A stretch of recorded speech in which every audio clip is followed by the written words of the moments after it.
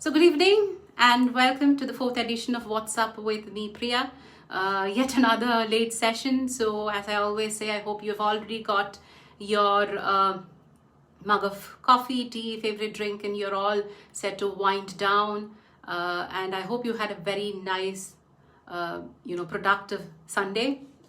I hope you find this weekly chat between you and me useful and a great way to spend your Sunday evening. So let's get started. Welcome to What's Up with me, Priya. I prefer to give out an introduction about myself every week in the hope that there is at least one new listener tuning in every week. So if you're here for the first time, I am Priya. I am currently based in the UAE, in Abu Dhabi to be precise. I'm a marketing professional with around 16 years of total experience. I've worked for an IT company in India. In the UAE, I worked for the UAE Air Force and Air Defense. And currently I lead the Middle East bid studio, which is the proposals team, strategic bids team at AECOM, which is an American engineering consultancy. I also serve as an honorary member on some of the boards of the startups here. I advise executives on vision engineering and marketing strategy. I'm also a vocal diversity and inclusion advocate. Now, for my brand new audience, thanks for joining in, and here's a quick run through of what you can expect from these weekly sessions. Every Sunday evening around this time, we'll discuss what's trending, what's new, what has been made redundant in the world of marketing, and which brand did well. We'll call out some of the dismal brands as well. So if you haven't had the time to catch up on what's what in the world of marketing, then this is the right place to be on Sunday evenings, and I will help you get rid of your FOMO. So this live these live sessions usually have two major segments. Today in the first segment, we have news scoop. To look at the top story from the world of marketing, branding, and advertising. And in the second segment today, which is usually a knowledge sharing session, today we are going to look at some of the insider insights on Twitter ads. The 4 W's, the what, why, when, and how of creating Twitter ad campaigns. And I know I've been keeping on saying that there will be a third segment, there will be a surprise third segment. You have to come back. And I feel bad for those guys, for my audience that are not tuned in today, because lo and behold, finally, we have a surprise third segment today. So I hope by the end of this session, there'll be more people joining so that you can actually get to see what the third surprise segment is. Now, as a recap, last week we spoke about the Bottlegate, how one act by Ronaldo knocked off $5 billion from Coca-Cola's ad share value. And then we also spoke about how Victoria's Secret's angels have fallen and they have been replaced by the VS Collective. And the exciting news about Google opening its first store in New York. In the second segment, we spoke about what direct selling is, who it is for, and how to go about with it. And so if any of these sound interesting to you, don't be lazy, don't be shy, just scroll down and watch the replays. So let's go on to the first segment.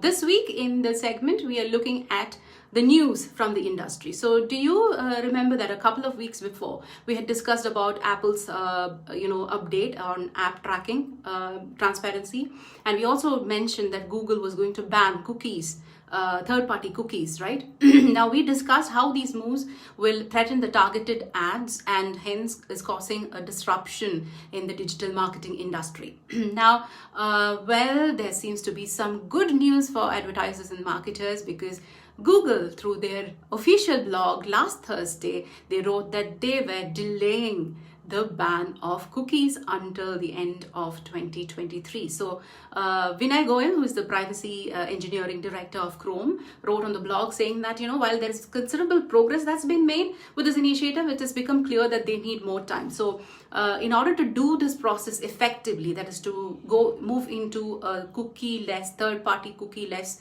Chrome experience, they need to move at a reasonable pace. Now, as a result of the thought process, they understood that the industry is not ready and Google is not ready with the right foolproof privacy first model, and so Chrome will phase out third-party cookies over a 3-month period.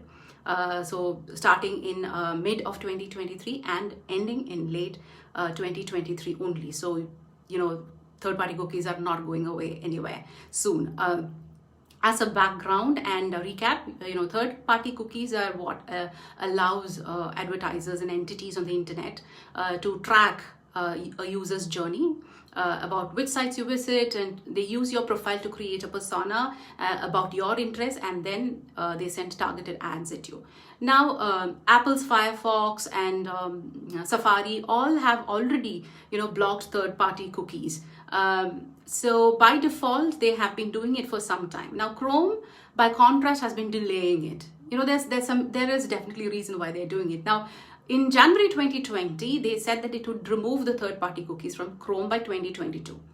And the company also promised alternative users and advertising methods that the people would be happy with.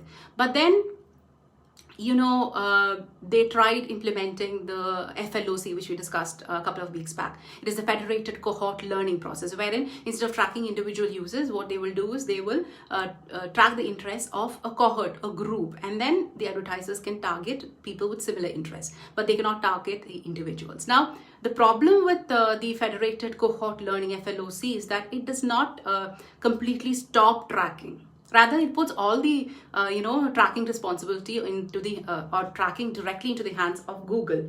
Now, the Chrome users, internet users' activity will be tracked through the browser itself.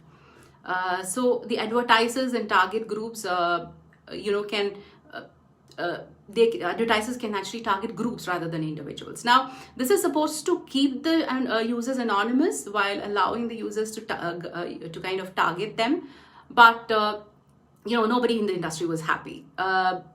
Google was quite excited about FLOC, but nobody else was. The privacy experts weren't, the ad tech companies weren't, and even the regulators weren't really happy. So now Google says that it will stop supporting third-party cookies only by the end of 2023. And what will replace the third-party cookies? We don't know. They don't know yet. So FLOC is one of the many options that Google is looking at. Apparently, they've received and they are working on 30 proposals as to what will be a good alternative to third-party cookies, and they're testing at least 4 of them as we speak. Now, needless to say, Chrome is the most powerful browser, right? And it's also run by Google, whose chunk of revenue comes from ads. So getting rid of cookies and tracking, through this process will hurt Google and its ad revenue. So, this is not an issue for their rivals like Amazon or Apple. So they have always been quick to respond to privacy first initiatives. But Google has always been lagging behind, and banning the third-party cookie was the step that we're taking slowly towards ensuring privacy of data. But now they are kind of not, they are delaying that process as well. Now, what's next for advertisers in this case? I would say, don't be complacent, because the exam papers have just been postponed. It's not been cancelled. So keep at it. You just have some more time to come up with strategies. Google has some more time to come up with the right strategies. And so, it's always, we've seen a shift of activities where people are trying to gather the zero-party data, wherein, the customer willingly enters his or gives away their personal information, enters his or her email IDs and stuff like that. That's zero-party information, first-party and second-party information like that. So that is why in the first half of 2021, we have seen an increase in activity in putting out content out there, and a lot of e-commerce offerings, because that helps people, brands, to collect zero-party or first-party data. Now we'll have to wait and see to understand, how Google's stay on this third-party cookie ban will affect these experiments in the coming months and beyond. So that's some good positive news from the world of marketing. I hope it comes as a relief to at least some of the ad publishers and marketers out there in this group. Now, let's go to our second segment where we share resources, tools, and discuss technology. So last week, I think it was Thursday, Nina, Twitter, they conducted a workshop on Twitter ad. And I quickly grabbed the opportunity to understand some of the insider insights straight from Twitter's EMEA marketing lead marketing manager and the account managers, customer success account managers. They were the hosts of the webinar. So the webinar was itself called Twitter Ad Talk. And if you didn't have a chance to attend it, don't worry. That's why I'm here for. And I attended. I'm going to give you the highlights of the discussion so that you also can go and grow your brand and business with Twitter ads. Or you can, if you're an advertiser or digital marketing person, you can go ahead and use these insights to run better Twitter ad campaigns for your clients. Now, the key points discussed were around why Twitter is the right place for your campaigns. They also discussed various types and popular types of campaigns and popular ad formats, which will guarantee maximum success. Now, mind you, these are insights straight from the horse's mouth, straight from the Twitter marketing professionals themselves. So I'm sure there's going to be, these are pretty useful. Thank you, Anju. Thank you, Sonu. Thank you, Kamala Muralidharan. That's my mom joining all the way from Kerala. Great to see them all online. Now, the first point that they were discussing was why and what makes Twitter a unique platform and why Twitter audience is different from any other audience in other platforms. So, since people tweet about what's happening as and when, the audience there come to see the latest conversations. What is happening now, and they went on to say, the presenters went on to say that while on other social media platforms, the mindset is always look at me. On Twitter, it is more about, look at this topic, look at this event, look at this product, look at this innovation and so on. Now, while I don't buy this argument entirely, they do have a point, this mindset, at least if there are more people coming up with this, look at this product mentality, it will help brands to easily connect and launch their campaigns on Twitter. Now, another characteristic of the Twitter audience is that they're often the first ones to try out something, to buy a product or to buy it or to tweet about it immediately, And so technically there are more influencers and early adopters on Twitter than any other platform. So the audience are receptive, they are open, engaged, and ready to discover what is out there. So they are not there to mindlessly scroll through the videos and posts like a lot of us are on YouTube and Instagram and Facebook, but they are there. Twitter claims that their audience will pay more attention to your ad campaigns than any other platform. Now, they're saying that when they were discussing when to use Twitter and how to use Twitter to launch and connect with your audience. Now, Twitter is the best platform to launch new products it need not just be products. It could be new feature or software update, a new offer, a change in brand, etc. Now, they did back up with some data. They were just not claiming it. They said that 91% of people on Twitter say that they want to see new brand launches or new launches from brands. Now, this means that a whopping majority of your audience that's there is there to see. They're hungry about what's new, what's happening now. Now, there are also other numbers that sort of validated their point, like launch announcements on Twitter has led to a 28% increase in ad recall of the brands. Now, people remember your ads that are on Twitter. And they also say that there's been an 18% increase in brand awareness. Now, that's about the launch aspects. Now, they went on to talk about how and when to connect with the Twitter audience. One interesting insight that they shared was about, how important cultural relevance is when you connect with a particular audience. So when a consumer decides to purchase something, 23% of their purchase decision in the Middle East especially depends upon cultural relevance, whether the ad is relevant to to the region, to the, whether the brand or the product is relevant to them. And it is very close to the 29% rating on positive brand rating when they decide to buy from that brand. The clear winner definitely is price and quality in making that purchase decision, but make sure that you include elements of cultural relevance into your campaigns in the Middle East. Another insight they gave was that Twitter is the best platform to push during live events. So if there is a live event happening, Twitter is the best place to tap into those conversations and target those people watching it. Now, they presented data showing that 22% people people spend 22% more time on Twitter during a live event rather than any other platform. And on Facebook, Insta, and Snapchat, they spend only less than 9% of the time when an event is taking place. So to summarize, there are 3 ways to use Twitter to connect with your audience. One is during events like World Cup, Euro Cup, Expo 2020 that's coming up. So sports, news and entertainment news are always the hot topic of discussion.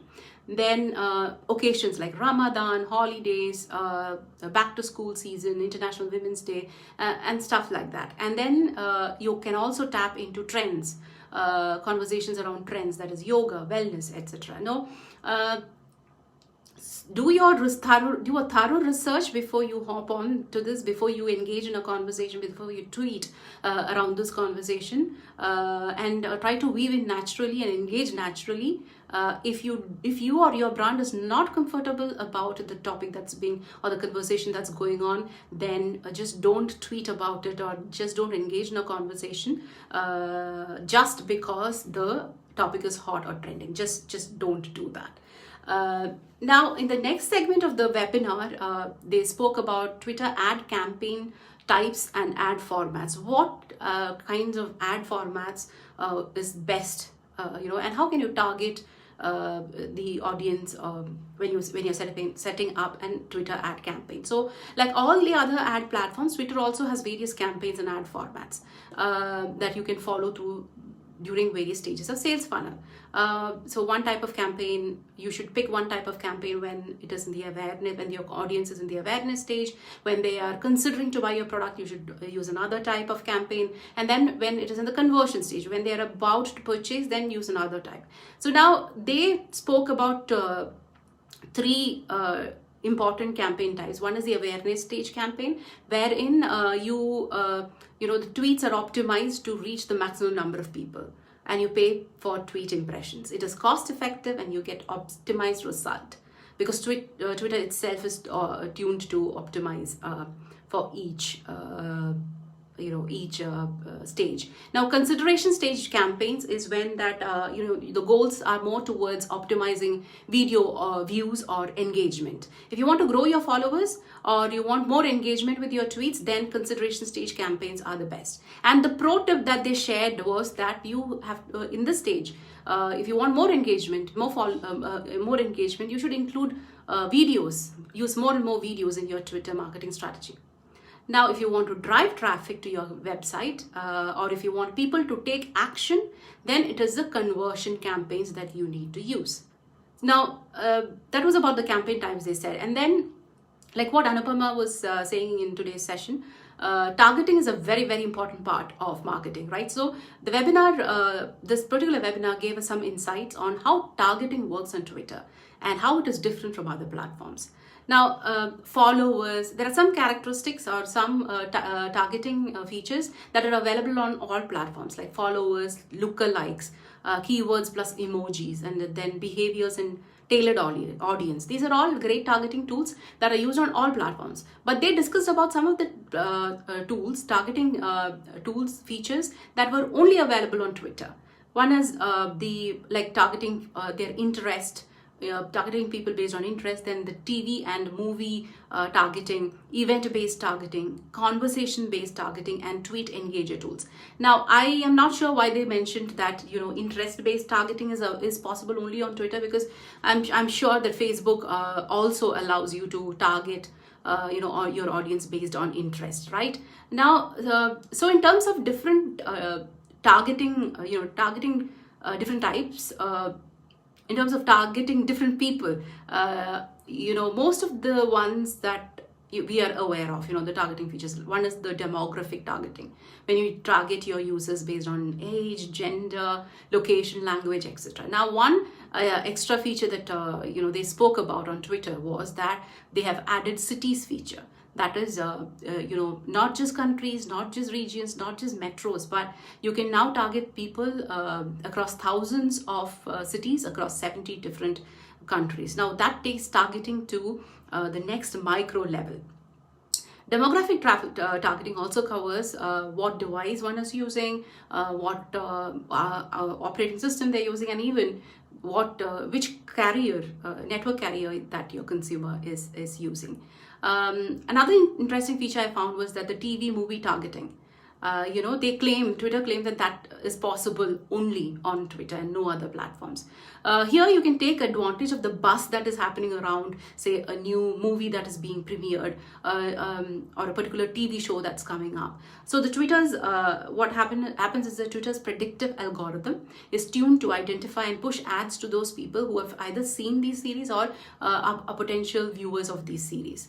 Now, in terms of targeting, if you are looking for to increase your followers, then it is when you use the followers and lookalikes, it is important to target the users with similar interest of your competitors. Say, for example, if you're an e-commerce company, and if you want to target your ads at people, at followers of Amazon. Now, when you set the targeting, it is not just enough to type Amazon. You will have to type in Amazon, Noon, Flipkart, eBay, Desert Cart, Dukani, etc. And that will ensure that your targeting is broad enough. Then there is the keyword targeting, which is possible on other platforms as well, right? You can reach your relevant users based on the keywords that they search. Some tweets only show up when the user searches or types in a particular keyword. Others are always there on the timeline. So Twitter targeting takes into account slight misspellings and also slangs and related phrases when you type in the keywords. And I really wasn't aware that we could use emojis as keywords on Twitter while targeting. I only knew that you could use text. I didn't know that you could use emojis, and that was really news to me. And it makes so much sense, right? Because on social media, there are so many people using tweets they tweet using emojis, especially in Twitter, where there's a character limitation. So on Twitter, you can also use emojis as keywords.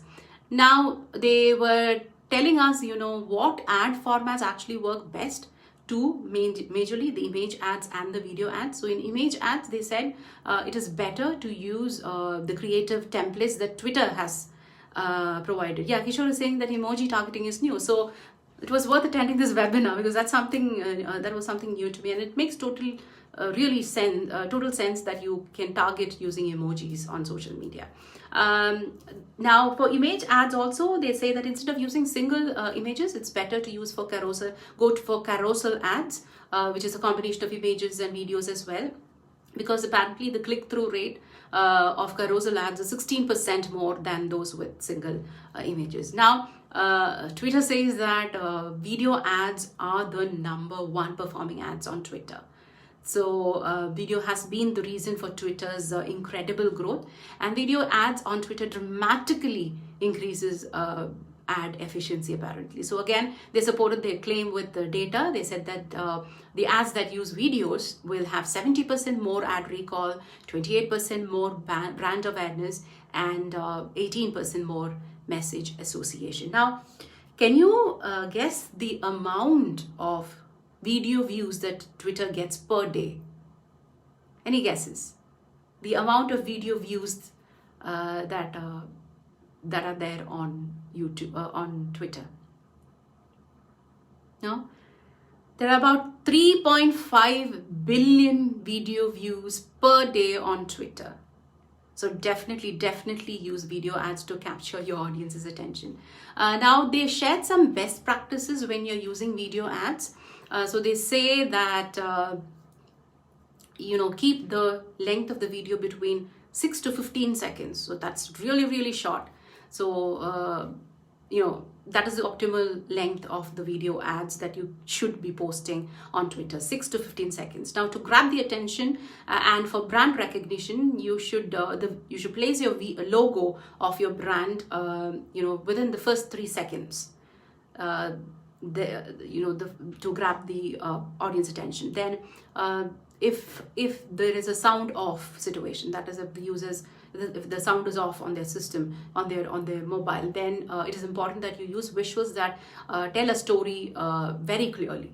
They don't have to hear what is happening and stuff like that. Now, for video ads, Twitter has this feature apparently called amplify preroll that allows you to tap into brand safe premier content that's already published by content producers, and you can these are the videos that the customers are also watching, like highlights and top clips.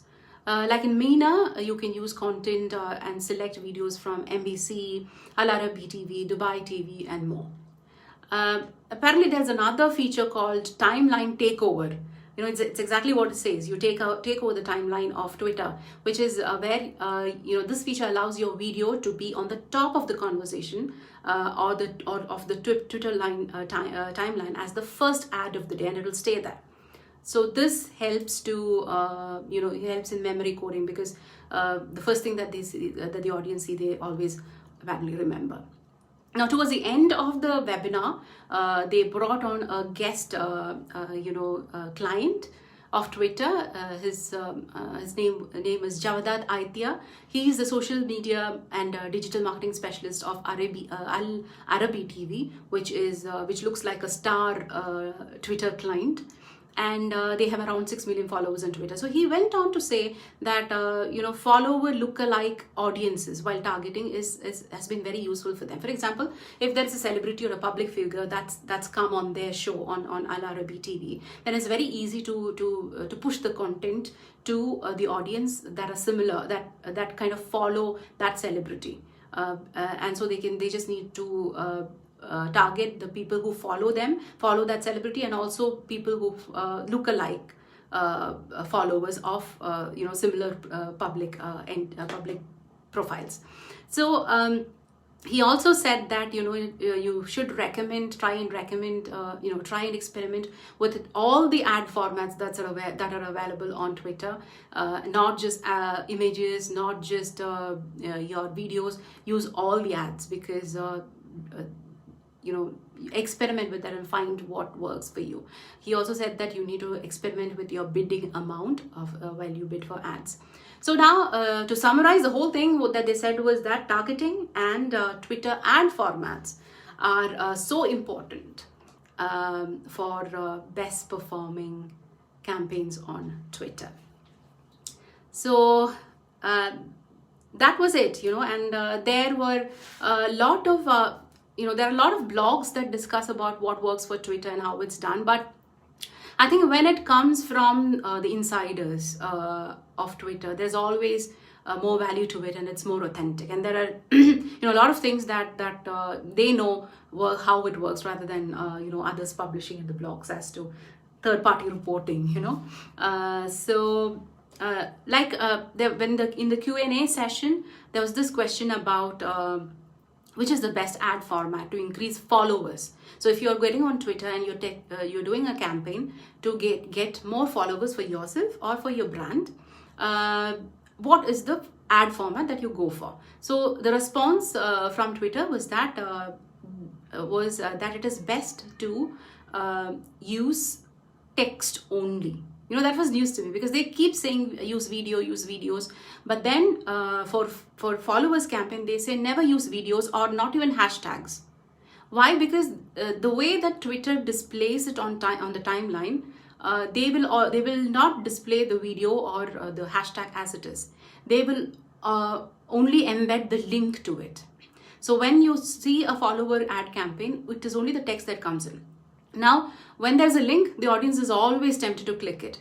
So what do? They see your ad, and the call for button is there, which is mostly follow us. And instead of clicking on follow us, they'll go and click on the link of the video or whatever, and it takes them away from your call to action. So you've had one chance to get them, and you didn't.